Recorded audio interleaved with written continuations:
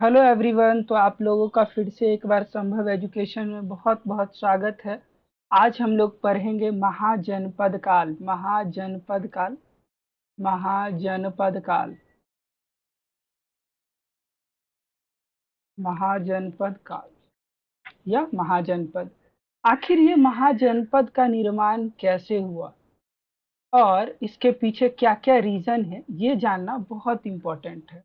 हम लोगों ने देखा था कि आर्य लोग कैसे कैसे भारत में आए सिंधु। पहले वो लोग चरवाहा की तरह आए, फिर धीरे धीरे कृषि किए, ग्राम बना और ग्राम से हमने सुना आगे सुना जन। मैंने बोला था ऋग्वेद में जन की बहुत बार उल्लेख है। अब यही जन जनपद बनेगा। और ये जनपद क्यों बनेगा? मैंने उत्तर वैदिक काल में आपको पढ़ाया था, लेटर वैदिक पीरियड में, कि हमने जाना था कि लेटर वैदिक पीरियड में करीबन 1000 से 1200 के बीच में श्याम अयस्क नाम की धातु का उपयोग होने लगा। और यही श्याम अयस्क क्या है? आयरन है। यही श्याम अयस्क क्या है? आयरन का आयरन है। अब ये आयरन मिलने से क्या हुआ, तो ये भी मैंने बताया था कि कृषि के क्षेत्र में बहुत उन्नति हुई। और ये लोग कृषि से पहले इसका उपयोग किए हथियार के लिए, विपन बनाने के लिए इसका उपयोग किए, ताकि ये दूसरे पे राज कर सके। और भी बहुत सारे रीजन हो सकते हैं। तो इससे क्या होता है, जैसे ही आयरन मिलता है तो लोग जो हैं जन के, वो अब धीरे धीरे जनपद की ओर, मतलब जहां आयरन मिल रहा है, जहां व्यापारिक केंद्र ज्यादा है, उसकी ओर अग्रसर होने लगते हैं। गांव से भी लोग और जो भी कबीलाई लोग हैं वो, और ये जन के लोग अब धीरे धीरे एक बड़े समूह के रूप में उभरते हैं। और ये बन जाता है धीरे धीरे जनपद का रूप ले लेता है। अब जैसा कि हम लोगों का पहले से ही अथी रहता है कि इसकी बात हमें पता कैसे चलती है, ये सारा चीज स्रोत के बारे में बताइए, उसके बाद ही हम लोग किसी चीज के बारे में देखते हैं। ये एक द्वितीय नगरीकरण की अथी को स्टार्ट करता है। पहला जो था वो हम लोग इंडस वैली सिविलाइजेशन में मानते हैं। द्वितीय नगरीकरण, धीरे धीरे लोग, अब नगरीकरण ही होगा। जैसे ही आयरन मिला तो अब बड़े बड़े जनपद बन रहे हैं। बड़े बड़े जनपद क्या कर रहे हैं, नगर का अब निर्माण करेंगे, बड़ा बड़ा सिटी बनेगा और लोग इसकी ओर अग्रसर होंगे। मैं मगध को क्यों टारगेट कर रहा हूँ, क्योंकि ये एक बहुत इंपॉर्टेंट जनपद है। ठीक है। अब इसके साथ हम लोग आगे बढ़ते हैं। और ये गंगा घाटी में, मैं एक ब्लैक रिवर करके बनाया हुआ था, लेकिन वो शायद गड़बड़। यहाँ से देख लीजिए, ये है गंगा। ये यहाँ से बहता हुआ गंगा रिवर, ये रेड कलर का जो मैं शो कर रहा हूँ, ये है गंगा रिवर। ओके। अब हम लोगों को सोर्सेस में कैसे पता चलता है कि ये जो जनपद है कितने हैं, कहाँ एग्जिस्ट कर रहे हैं? तो उस काल के जो सबसे महत्वपूर्ण सोर्स है, उस सोर्स में आप सबसे पहले ले लीजिए बुद्ध।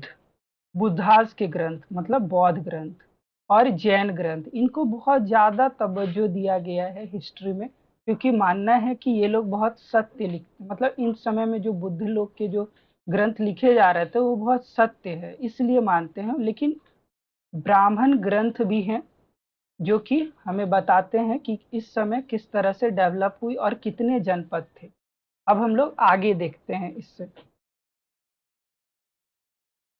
चलिए, सबसे पहला ग्रंथ, साहित्यिक स्रोत से हम लोग बात करना शुरू करते हैं। साहित्यिक स्रोत, इसमें जो सबसे पहला ग्रंथ है वो है व्याकरण ग्रंथ। वो है व्याकरण ग्रंथ, जो कि पाणिनि द्वारा लिखा लिखा गया है। महर्षि अष्टाध्याय, अष्टाध्याय जो महर्षि पाणिनि द्वारा लिखा गया है। और ये इस समय की सामाजिक, आर्थिक और राजनीतिक दृष्टि को अच्छे से बताती है कि इस समय सामाजिक, आर्थिक और राजनीतिक परिप्रेक्ष्य में क्या हो रहा था। ठीक है। अब इसके साथ हम लोग आगे देखते हैं। हाँ, अब जैसे कि मैंने बताया था कि बुद्ध ग्रंथ, जैन ग्रंथ और ब्राह्मण ग्रंथ को इस समय बहुत ज्यादा तवज्जो दिया जाता है इतिहास को जानने में। तो इसमें बौद्ध ग्रंथ भी बताते हैं कि इस समय 16 महाजनपद एग्जिस्ट कर रहे थे। उसमें से पहला जनपद, और सॉरी, उसमें जो हम लोगों को ग्रंथ मिलता है वो है विनय पिटक, दिद्ध निकाय, मध्यम निकाय, अंगुत्तर निकाय, संयुक्त निकाय और सुत्त निपात। ये ग्रंथ जो हैं, इन ग्रंथों में, बौद्ध ग्रंथ जो हैं, इन ग्रंथों में हमें जनपद के बारे में जानकारी मिलती है। इसके साथ ही आगे आते हैं ब्राह्मण ग्रंथ। अब कुछ ब्राह्मण ग्रंथ भी लिखे गए हैं जिनमें इन जनपदों की जानकारी मिलती है, जैसे दिव्यवदान। दिव्यवदान में भी हमें जनपद काल की स्थिति के बारे में पता चलती है। आपस्तंभ, धर्मसूत्र जो है, इसमें भी हमें उस समय की राजनीतिक स्थिति के बारे में पता चलती है। अब देखिए जातक कथाएं, जातक कथाएं का जो निर्माण है, जातक कथाएं बुद्ध ग्रंथ, ये 200 ईसा पूर्व से 100 ईसा पूर्व के बीच में हुआ, 100 ईसा के बीच में हुआ था। तो ये जो ग्रंथ हैं 100 की, ये समाज के बारे में बताती है, क्योंकि ये उस समय लिखी गई है, तो कुछ तो उस समय के बारे में बता रही है, महाजनपद काल के बारे में। अब हम लोग आते हैं पुरातात्विक स्रोत। पुरातात्विक स्रोत में हमें काले बर्तन मिलते हैं, मिट्टी के मृदभांड, फिर भवनों, शहरों, कस्बों का अवशेष, गोलाकार कुआं, इन सब से भी हमें उस समय की स्थिति के बारे में पता चलता है कि लोग कैसे रहते थे, कैसे कैसे इनकी डेवलपमेंट हुई। अब यहाँ पे जो बर्तन है, काली मृदभांड मिल रही है, इसी के साथ जो भवन मिल रहे हैं, तो बड़े शहर जो हम लोग को मिल रहे हैं, तो उससे हमें क्या पता चलेगा कि इसका जो है आयरन यूज हो रहा है। अब शहर में किले बन रहे हैं, तो ये सबसे पता चलता है, गोलाकार कुआं बन रहा है, तो इन सब चीजों से पता चलता है कि उस समय जो है डेवलपमेंट पूरी हो रही है। ठीक है। अब बौद्ध ग्रंथ में आते हैं, तो अंगुत्तर निकाय में 16 महाजनपदों की चर्चा है, मैंने पहले भी बताई थी। और जैन ग्रंथ के जो मोस्ट इंपॉर्टेंट ग्रंथ है, मतलब जनपद काल की जानकारी मिलती थी, अब इसमें 16 महाजनपद, जैन ग्रंथ में 16 महाजनपदों की जानकारी मिलती है। अब ये भगवती सूत्र में भी 16 महाजनपदों की जानकारी मिलती है। इसमें जो बौद्ध ग्रंथ के जो अंगुत्तर निकाय में जो 16 महाजनपद हैं, और जैन ग्रंथ जो हैं उनके जो मतलब जैन ग्रंथ के जो ग्रंथ हैं, उसमें जो 16 जनपद के बारे में बताया गया है, उन दोनों में जो है गंधार और कम्बोज, दोनों में, मतलब इसमें जो गंधार और कम्बोज है अंगुत्तर निकाय में, जबकि जैन ग्रंथ में कम्बोज और गांधार नहीं है। अब भगवती सूत्र में भी हम लोगों को, भगवती सूत्र जो कि जैन ग्रंथ है, यही वाला जैन ग्रंथ है, भगवती सूत्र जैन ग्रंथ है, जिसमें हम लोगों को 16 महाजनपदों के बारे में जानकारी मिलती है, लेकिन इसमें कम्बोज और गंधार की जानकारी नहीं मिलती है। ठीक है। इसके जगह पर हम लोगों को मलई और अंग की जानकारी मिलती है। अब इसके बाद हम लोग आगे 16 जनपद को देखते हैं कि ये जनपद कहाँ कहाँ हैं, और इनकी एक बार पिक्चर में देख लेंगे तो हम लोगों को कॉन्सेप्ट थोड़ा अच्छा से क्लियर हो जाएगा। ये देखिए, ये इमेज थोड़ा मैं बड़ा कर देता हूँ, इसी लिखा हुआ होने के कारण। यहाँ अगर आप लोगों को इमेज में दिख रहा हो तो आप अच्छे से देख सकते हैं। ये है अफगानिस्तान वाले रीजन में गांधार, पाकिस्तान थोड़ा सा अफगानिस्तान। ये है कम्बोज जो कि पूर्णतः अफगानिस्तान में लग रहा है बॉर्डर पे, ये है कम्बोज। ओके। कुरु, मत्स्य, पांचाल, अवंती, ये रहा आपको सूरसेन, मथुरा, और ये चेदी, अस्मक। देखिए एक जनपद जो कि साउथ इंडिया में एग्जिस्ट कर रहा है, साउथ इंडिया, वो है अस्मक। उसके बाद ये छोटा सा देखिए, वत्स, कौशल, बहुत इंपॉर्टेंट, मल्ल, वज्जीसंध, वज्जीसंध जो था जिसमें शाक्य, वैशाली सब आते हैं, वो अंग, ये रहा अंग। मगध यहाँ बिहार, झारखंड, वेस्ट बंगाल वाला रीजन, ये वाला रीजन है मगध। और ये रहा काशी, काशी तो आज भी है। तो ये रहा हम लोगों का स्रोत। 16 महाजनपद हम लोग देख रहे हैं। इसके साथ ही एक जनपद है अस्मक, जिसकी राजधानी कोटली है, वो दक्षिण इंडिया में है। अब इसी के साथ हम देखते हैं, मैंने इसमें क्या किया है कि जो राजशाही शास्त्र है, जो राजशाही राज्य है, उसको एक तरफ लिख दिया है, और जो गणतंत्रात्मक है, जो कि गण के द्वारा चलाए जा रहे हैं, लोगों के द्वारा, उसको एक साइड लिख दी, ताकि हमको समझने में बहुत आसानी होगा। ओके, अब हम लोग देखते, एक छोटा छोटा लाइन लिखा हुआ, बहुत ही इंपॉर्टेंट। बौद्ध साहित्य कौन? अंगुत्तर निकाय और महावस्तु। और जैन साहित्य में भगवती सूत्र, मैंने पहले ही बताया, जिसमें 6वीं शताब्दी ईसा पूर्व की शुरुआत में 16 महाजनपदों का महान राज्य था, इसके बारे में बताया गया। एक है राजा के द्वारा चलाया जा राजशाही, और राजतंत्रात्मक, जो पीपुल गण के द्वारा चलाया जाता है। ऐसे तो दोनों को मैंने अलग कर दिया है। इसमें देखिए, राजशाही राज्य में आता है अंग, इसका स्क्रीनशॉट ले लीजिएगा, बहुत इंपॉर्टेंट है। अंग, मगध, काशी, कौशल, वत्स्य, चेदी, शूरसेन, मत्स्य, अवंती, अवंती के बाद गांधार। ठीक है। अब इसमें है जो राज्य शाही है, वो है वज्जीसंध में वैशाली सब आता था। मल्ल, कुरु, ये इंद्रप्रस्थ के एरिया में, आज के दिल्ली वाले एरिया में। पांचाल, काम्बोज, शाक्य जिसमें बुद्ध का जन्म हुआ था। ठीक है, जन्म हुआ था। और ये रामग्राम और मौर्य में ये कहा जाता है कि चंद्रगुप्त मौर्य, जो आगे पढ़ेंगे, वो इसी ग्राम के थे, और इसी के कारण इनका नाम, ये टाइटल, जिनके नाम के आगे जो टाइटल लगा है उसमें मौर्य लगा हुआ है। ये याद रखिएगा, राजशाही राज्य में अंग, मगध, काशी, कौशल, वत्स्य, चेदी, शूरसेन, मत्स्य, अवंती और गांधार है। जबकि राजशाही राज्य में कौन है? वज्जी, मल्ल, कुरु, पांचाल, कंबोज, शाक्य और रामग्राम और मौर्य को पिपलिवान भी कहते हैं, और इसको कोलियास भी कहते हैं, कोलियास। इसके साथ देखिए कि वैदिक युग में यही बात होगी कि सामाजिक उत्ती ज्यादातर कृषि और सैन्य में लोहे के साधनों के उपयोग के कारण धार्मिक और राजनीतिक सुधारों के साथ साथ महाजनपदों के उत्थान के लिए छोटे शासन क्षेत्र जनपदों से हुए। ठीक है, ये बात अच्छे से हम पहले ही समझ लिए हैं। अब इसमें हम देखेंगे कि ये जो 16 महाजनपद हैं, इसकी राजधानी कहाँ है, वर्तमान स्थल कहाँ है, कि मतलब आज वो कहाँ पे है, और उसमें जो महत्वपूर्ण शासक हुए उनके बारे में जानेंगे। उनका लिंकअप कहाँ मिल रहा है वो भी थोड़ा सा जानेंगे, ताकि याद करने में अच्छा रहे, और फिर इस तरह से सीरीज को आगे बढ़ाएंगे।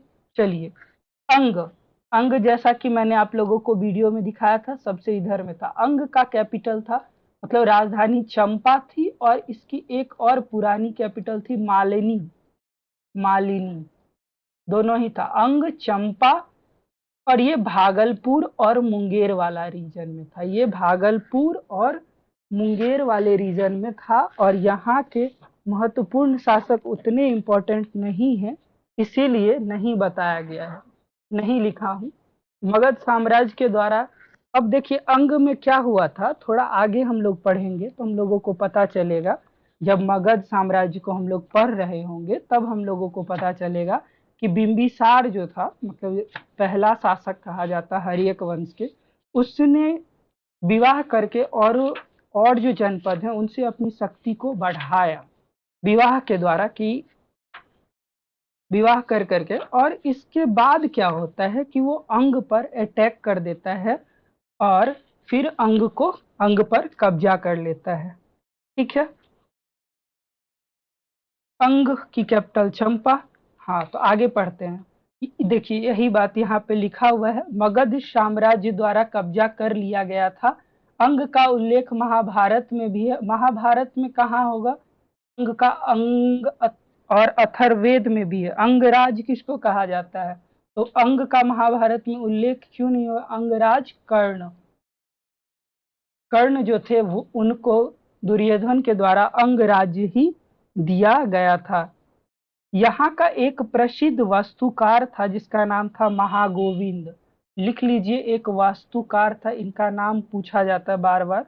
वास्तुकार जिनका नाम था गोविंद, वास्तुकार महागोविंद, महागोविंद, मुझे गोविंद ही याद था, महागोविंद। ओ यार, नीचे कैसे चला, तो ये यहाँ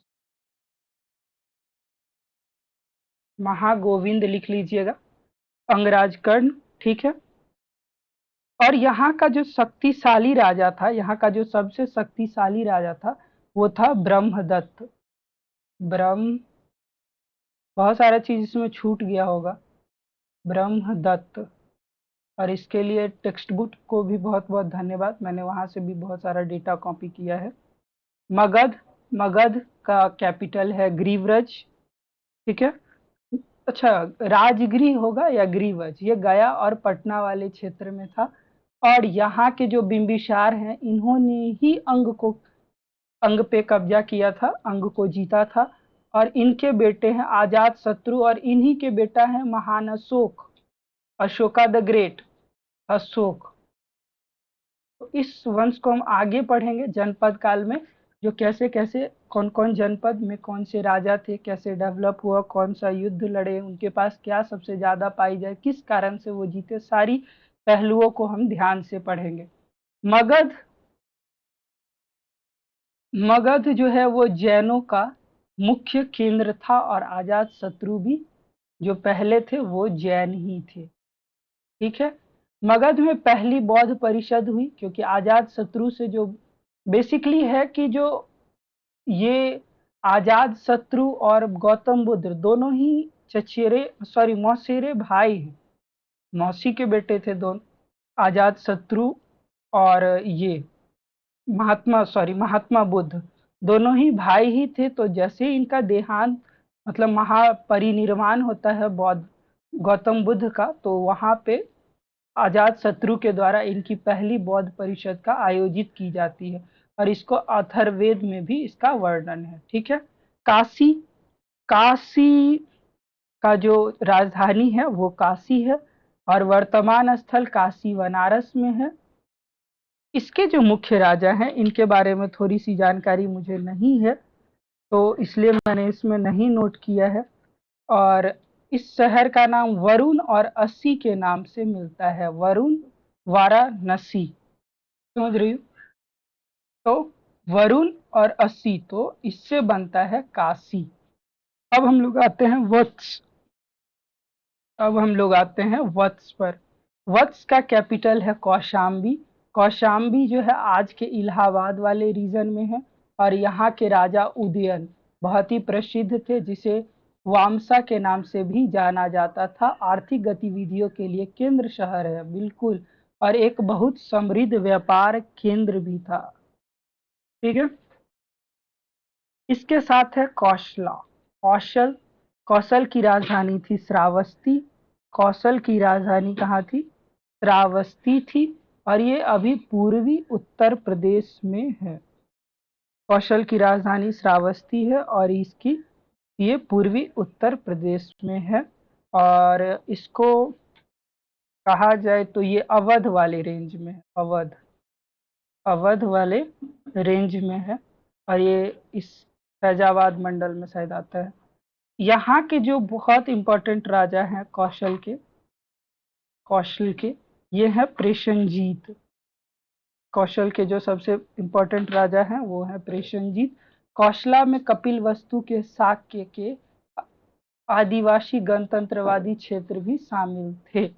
ये बात उतना इम्पोर्टेंट नहीं है, बट एग्जाम के व्यू से इसे पढ़ लीजिएगा, काफी ज्यादा इम्पोर्टेंट है। अब सूरसेन, सूरसेन का कैपिटल सूरसेन मथुरा, मथुरा पश्चिमी उत्तर प्रदेश। इसके जो महान शासक थे वो थे अवंती पुत्र। इनको मेगास्थनीज के समय में कृष्ण उपासना का भी, इस समय जो मथुरा है, कृष्ण उपासना के, मेगास्थनीज के समय में कृष्ण उपासना का ये बहुत बड़ा क्षेत्र था।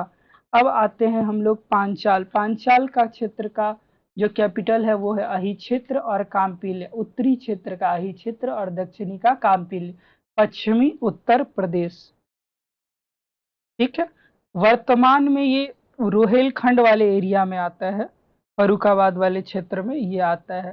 पहले ये राजतंत्र था, बाद में ये गणतंत्र राजतंत्र में स्थानांतरित कर दिया जाता है, मतलब कि राजतंत्र था फिर ये गणतंत्र में बन जाता है। पूर्व इंद्र प्रदेश, इंद्रप्रस्थ, इसको मेरठ और दक्षिण पूर्वी हरियाणा, बेसिकली आप इसको दिल्ली वाले रीजन को मान लीजिए। और इसका उल्लेख आपने महाभारत में भी सुना होगा। महाभारत में इंद्रप्रस्थ का उल्लेख बहुत बार हुआ है। शासन एक गणतात्मक रूप में लिया गया, मतलब ये एक गणतात्मक शासन था, इस तरह से मान के चलते हैं यहाँ की।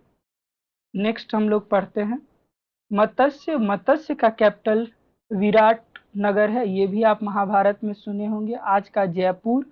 और इनके भी कुछ इंपॉर्टेंट है नहीं, तो इसलिए मैंने इसमें बताया नहीं है। ओके,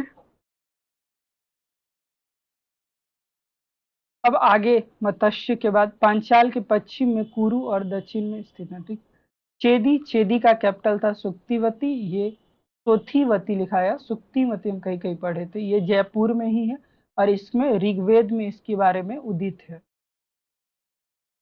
उसके बाद है अवंती। अवंती, अवंती उज्जैनी और माहिष्मती। अभी जो हम लोग मूवी देख रहे हैं, एक मूवी बहुत ही ज्यादा प्रचलित है, वो है बाहुबली।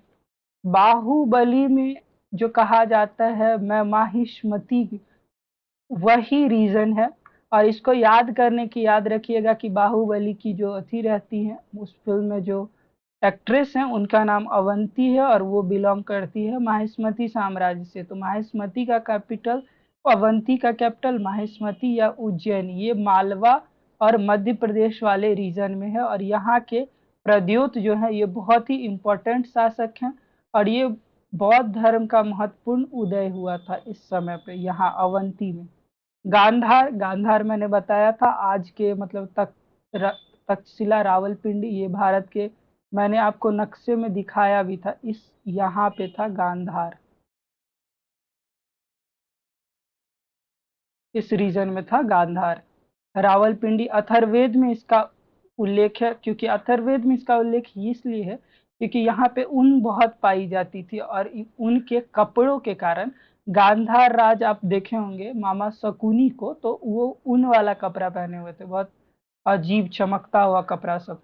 तो ये ऊन के लिए बहुत ही ज्यादा प्रचलित है, इसलिए इसका अथर्ववेद में भी इसका वर्णन है। युद्ध की कला में लोग अत्यधिक परिशिक्षित थे और वाणिज्यिक गतिविधियों के लिए महत्वपूर्ण केंद्र था। क्यों नहीं होगा, क्योंकि यहाँ से लोग इस एरिया से ही तो आते थे बार बार, तो इनके यहाँ जाते हुए ही तो भारत में प्रवेश करते होंगे।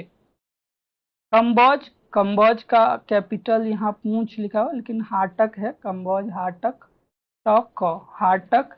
इसको राजौरी और हजारा वाला क्षेत्र कहा जाता है। कंबोज अभिलेख के अनुसार एक गणतंत्र राज्य था। देखिए इसमें बहुत सारे राज्य के बारे में मैंने पढ़वा दिया। अच्छा, यहाँ पे अस्मक, पोटली या पोतन जो मैंने बताया था, एक मिनट, कुछ मैंने गड़बड़ बता दिया क्या कहीं, हाटक नहीं, कंबोज का, सॉरी सॉरी। अस्मक दक्षिण भारत का एक लौता ही महाजनपद है और इसका कैपिटल है प्रतिष्ठान। और ये वर्तमान स्थल जो है इसका गोदावरी का किनारा। मैंने यहाँ पे दिखाया था अस्मक को, यहाँ नीचे में, एक मिनट, ये रहा अस्मक, ये रहा, ये रहा अस्मक। और ये एक लौता जनपद है जो साउथ इंडिया में है। तो बहुत सारा क्वेश्चन भी आ जाता है कि सारे जनपद नॉर्थ इंडिया में बिलोंग करते हैं या नॉर्थ ईस्ट इंडिया में बिलोंग करते हैं, तो ऐसा आप लोग कहिएगा कि नो। यहाँ के जो सबसे इम्पोर्टेंट शासक हैं वो है ब्रह्मदाता, नर्मदा और गोदावरी नदी के बीच में स्थित है। अब ये है वजीसंद। वजीसंद वैशाली, आज का बिहार, बिल्कुल। लाइस विधान वज्जी और ज्ञानिक मुख्य चलन में थे। हाँ, यहाँ पे ऐसा था, ज्ञानिका का मुख्य चलन था, यहाँ पे पढ़ाई लिखाई की बात भी बहुत ज्यादा की जाती थी। अब आता है मल्ल। मल्ल का कैपिटल था कुशीनरा और ये देवरिया उत्तर प्रदेश वाले रीजन में अभी आता है। मल्ल का कैपिटल था कुशीनरा और ये देवरिया और उत्तर प्रदेश वाले रीजन में आता है। मल्ल एक गणराज्य था। हाँ, अभी मैंने बताया था गणराज्य और अथी के बारे में मैंने एकदम डिस्क्राइब करके बताया था, राजतंत्रात्मक और गणतंत्र। इसके साथ ही वीडियो को एंड करते हैं थोड़ा सा, और मैं आपको बता दूं कि इसके साथ हमारा वीडियो का और सीरीज आएगा। उस सीरीज में मैं आपको अब मैं लाइन बाय एक एक जनपद को डिस्क्राइब करके बताऊंगा। इसमें मैंने एक याद करने की बातें ज़्यादा थी, जैसे मैं आप लोगों को अंग के बारे में बताऊंगा, तो अंग की राजधानी चंपा थी, उसका क्या, चंपा का ही जो पुराना नाम है वो मालिनी है। ये चंपा का गणना भारत के 6 महानगरों में किया जाता था। महापरिनिर्वाण सूक्त के अतिरिक्त अन्य 5 मतलब इस सब के बारे में मैं अच्छे से बताऊंगा। अंग का शासक ब्रह्मदत्त था, मतलब इसके बारे में मैं अच्छे से हर महाजनपद के बारे में डिस्क्राइब करूंगा, और तब जाकर ये सीरीज खत्म होगा। Thanks for watching. आप लोगों का बहुत बहुत शुक्रिया वीडियो को देखने के लिए, और लाइक सब्सक्राइब जरूर। Thank you.